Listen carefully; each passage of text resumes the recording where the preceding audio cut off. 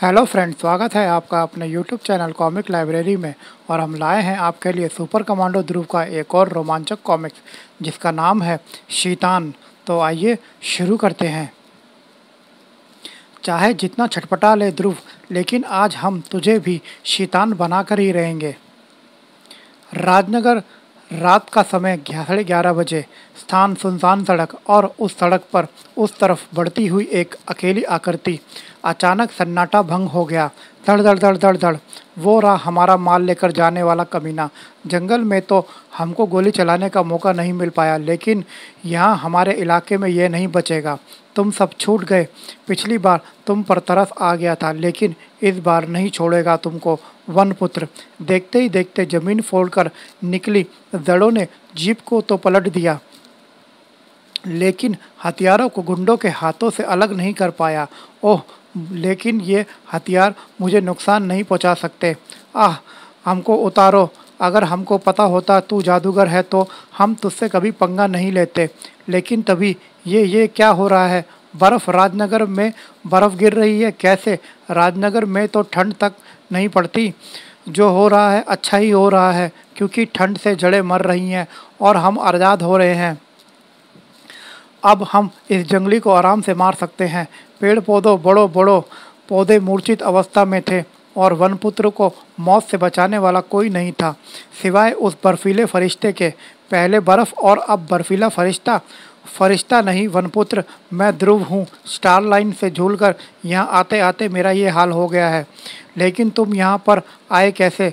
तुम पर पहली गोली चलते ही एक चिड़िया ने मुझको तुम्हारा पता बता दिया था, लेकिन मुझे बर्फ़ गिरने का आभास नहीं था। पहले मैं मोटरसाइकिल से आ रहा था, लेकिन तभी रास्ते में बर्फ़ से ढके हुए, ना जाने ये बर्फ़ कहाँ से आ रही है। और खैर, तुम ये बताओ, तुम राजनगर में क्या करने आए हो? तुमसे ही मिलने आया था ध्रुव। मुझसे ऐसा क्या काम आन पड़ा? इनकी वजह से मुझे तुम्हारे पास आना पड़ा ध्रुव। ये जंगल में इस बैग को ज़मीन में दबा रहे थे। मुझे देखते ही मुझ पर गोली चलाने की कोशिश करने लगे, पर मैंने पहले तो इन पेड़ पौधों से इनको जकड़ दिया।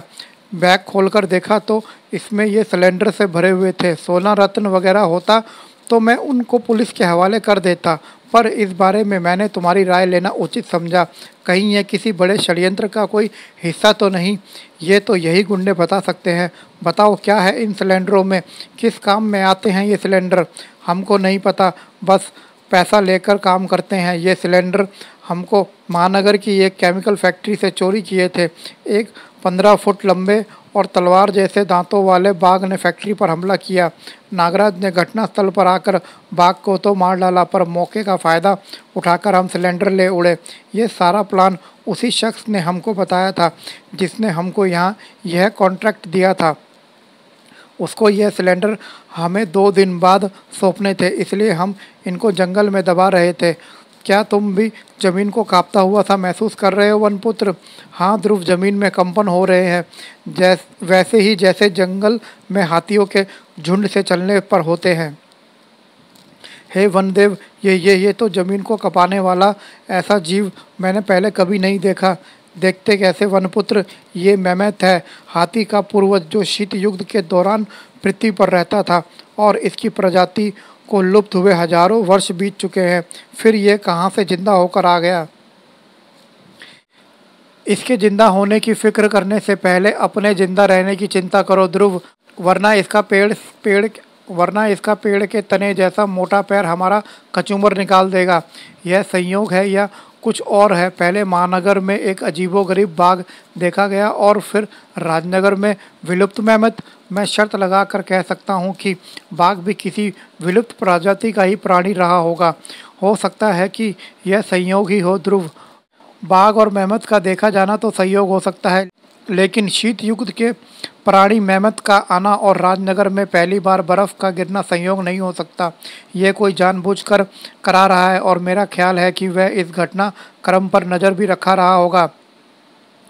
उसको सामने लाने का एक ही तरीका है, उसके काम में बाधा डाली जाए, यानी मैमथ को रोक दिया जाए। यह काम मेरी पतली स्टार लाइन नहीं कर सकती, लेकिन मैमथ द्वारा तोड़ा गया बिजली का ये मोटा तार जरूर कर सकता है। Oh good!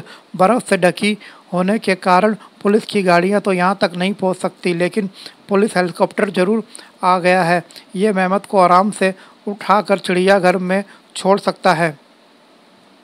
हेलीकॉप्टर से एक जाल मेहमत पर आ गिरा।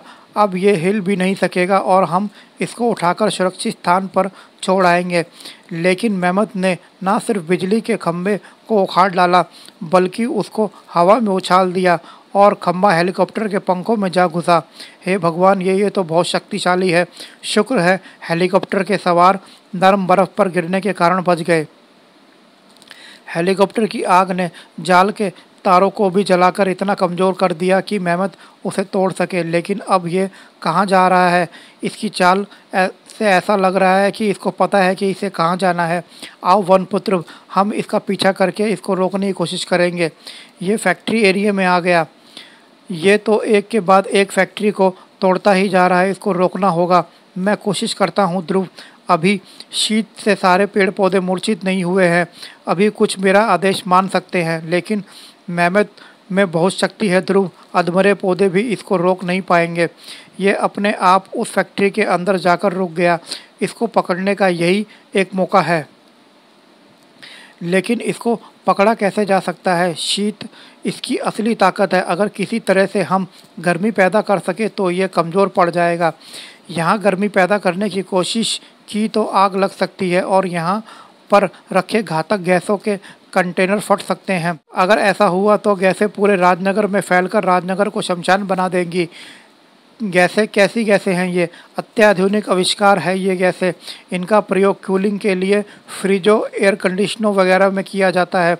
लेकिन अगर यह इस तरह के वातावरण में फैल गई तो कई किस्म की घातक बीमारियां फैला सकती हैं। फिर इसको रोकने के लिए दूसरा तरीका ही अपनाना पड़ेगा। ध्रुव के गले से एक घुर्राहट उबली, गुर गुर गुर, और सर्दी से ठिठुर रहे गली के कुत्ते को मेहमत को झिझोड़ने का काम मिल गया।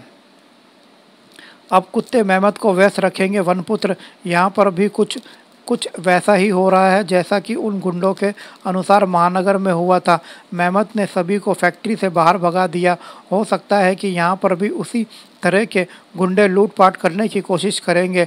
हमको पूरी फैक्ट्री में घूमकर देखना होगा। ठीक है ध्रुव, शायद ऐसा करने से हम इस मामले की तह तक पहुँच जाएं। ओह, ठंड बढ़ती ही जा रही है ध्रुव। खुली खिड़कियाँ दरवाज़ों से आकर बर्फ़ ने फैक्ट्री के फर्श को भी ढक दिया है। यहाँ पर कोई नज़र नहीं आ रहा ध्रुव।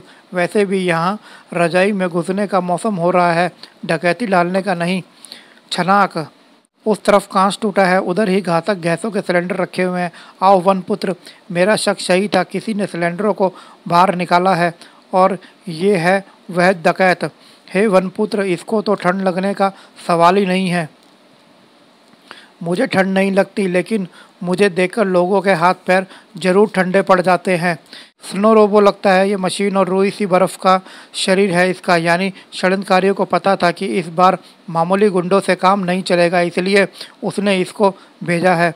कोई फ़र्क नहीं पड़ता ध्रुव, ये एक है और हम दो। किसी न किसी तरीके से इससे निपट ही लेंगे। हम भी दो हैं। ओह, मेहमत कुत्तों को मारकर इधर ही आ रहा है। ये हम पर हमला करेगा और स्नो रोबो को भागने का मौका मिल जाएगा। ऐसा नहीं होना चाहिए वनपुत्र। तुम स्नो रोबो को भागने से रोको, तब तक मैं मेहमत से पीछा छुड़वाने का कोई स्थायी समाधान निकालता हूँ। अगले ही पल ध्रुव को पता चल गया कि मेहमत को रोकना आसान काम नहीं है। सूंड से सिर टकराया और ध्रुव का दिमाग बेहोशी के अंधेरे में डूबता चला गया। उसके सिर और मेहमत के भारी पैर के बीच में कुछ ही फुट का फासला था और उसको बचा सकने वाला एकमात्र व्यक्ति खुद मौत से जूझ रहा था। उफ, मेरे पास तो सिर्फ पेड़ पौधों को नियंत्रित करने वाली शक्तियां हैं और ये शक्तियां इस शीत में बेकार है। पेड़ शीत में निष्क्रिय हो जाते हैं। अब इस दैत्य से कैसे निपटूं? चाहे तेरे पास कोई भी शक्ति हो जंगली, फिर भी तू मुझसे बच नहीं सकता। आह, बर्फ़ में ढक दिया मुझे इस कमबख्त ने। दम घुट रहा है। बर्फ़ ने मेरे हाथ भी जकड़ लिए हैं। एक पैर को भी बर्फ़ ने जमा दिया है, वरना मैं मशीन तक पहुंचकर उनसे टकराकर बर्फ़ को तोड़ने की कोशिश करता। अब करूं तो करूं क्या? हा हा हा, मुझे रोकने चला था। मौत ध्रुव के भी करीब थी, बहुत करीब। उफ, सही समय पर होश आ गया, वरना सिर तरबूज की तरह फट पड़ता। अब मैं मेहमत तो मुझे उठने का मौका ही नहीं दे रहा है। इसका पैर लगातार मुझे कुचलने के लिए ज़मीन से टकराता जा रहा है। इसको रोकने का सबसे अच्छा तरीका है स्टार ब्लेड।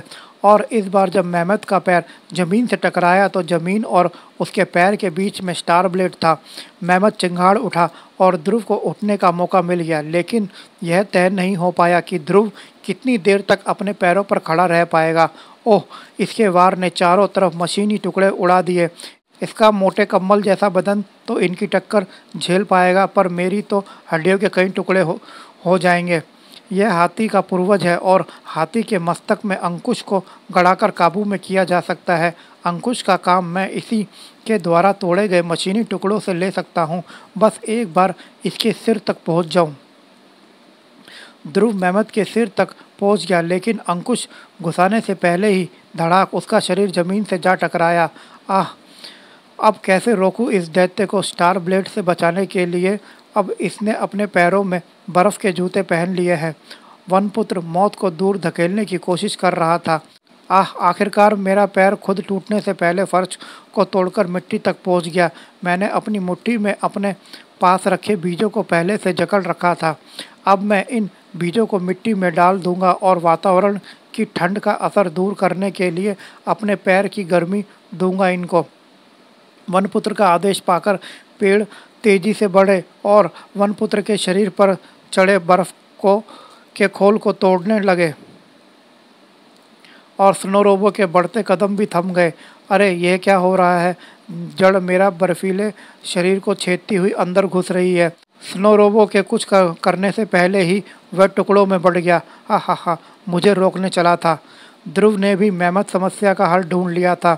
मेहमत की शक्ति शीत के कारण है, लेकिन वास्तव में ये गर्म खून वाला प्राणी है और इसका शरीर के बाल इसकी ठंड से रक्षा करते हैं। अगर ये बाल ही ना हो तो मेहमत पर भी ठंड का असर होगा और इस पर काबू पाना आसान होगा, लेकिन इसके बालों को हटाऊं कैसे? इसको सलून में ले जाने के लिए मनाना ज़रा मुश्किल है, और जहाँ पर ऐसी कोई चीज़ नहीं है जो इसके बालों को जल्दी हटा सके, फिर ओह यस, मुझे फिर से अपने दोस्तों की मदद लेनी होगी। ऐसे दोस्त जो इसके बालों को उखाड़ भी सकते हैं और जिनको ये कुचल भी नहीं सकता। ची ची ची ची, ध्रुव की पुकार के जवाब में ठंड की परवाह न करते हुए सैकड़ों चिड़िया आकाश और पेड़ों से नीचे उतर आई और मेहमत के शरीर के बाल किसी गंजे के सिर के बालों की तरह गायब होने लगे। कुछ ही देर में मेहमत के शरीर और ठंड के बीच में कोई रोक नहीं थी और सही जगह पर किया गया एक जोरदार वार कमज़ोर मेहमत को ठंडी ज़मीन पर लुढ़का देने के लिए काफ़ी था। तो दोस्तों, इस पार्ट में इतना ही। मुझे कमेंट कीजिए ये पार्ट आपको कैसा लगा, एंड गाइस प्लीज़ मुझे सब्सक्राइब कीजिए, लाइक कीजिए। जय हिंद, जय भारत।